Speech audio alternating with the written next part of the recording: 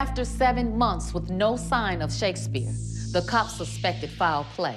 When I first looked at the case, I thought it could be anyone. Everyone knew that Abraham was a millionaire, and a lot of people had taken advantage of him by getting loans. We interviewed almost everyone that owed him money. Of course, everyone says it's their intention to pay him back. Any one of them could have been a suspect in his disappearance. All those crazy rumors. Abraham's traveling the world. He's chilling on the beach. He's got a new girlfriend.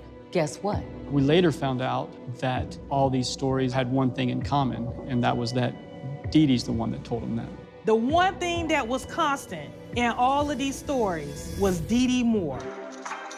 At the sheriff's office, we had a missing persons unit, we had a homicide unit, we had a robbery unit. So at the time that Abraham was reported missing, the missing persons unit took the case, and they would in turn start interviewing people close to him. There was one person, Dee Dee Moore, they had interviewed her, and she was kind of giving them a little bit of the runaround, which is why it was assigned to us.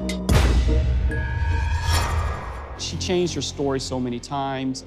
She couldn't prove where she paid $890,000 in cash for his house and all of his assets. And she couldn't even prove where she would have gotten that kind of money. We were confident that there was something sinister with this. Because would he really disappear off the face of the earth without contacting people? We had numerous interviews with Dee Dee, and she says, hey, Abraham texted me on this date. Here's a text message from him. And then she would send a text in front of us and say, okay, well, I'll get back with you tomorrow because I'm sure he'll text me back. And that was just never ending until we were finally able to prove to her that we knew she had Abraham's phone and made the text messages. Dee Dee's coming in and using his phone to fake these text messages to throw people off. I think if that wouldn't have happened, that his family would have reported him missing sooner. She became the #1 suspect.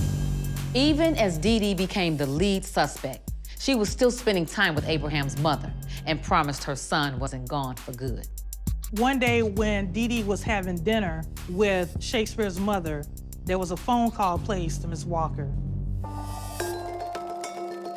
I really didn't know her, but she was supposed to have been helping Abraham out with some different things. And when I took the phone, it said hello.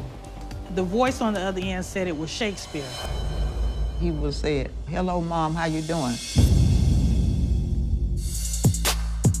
After 8 months of no contact, Abraham finally called his mother. But there was something about their conversation that made Mama call the cops. Miss Walker called me and said, Abraham called me last night, and I go, he did. The person that answered the phone didn't sound nothing like him, and I knew then something had to be wrong. That phone call made me start thinking that something had really happened to him.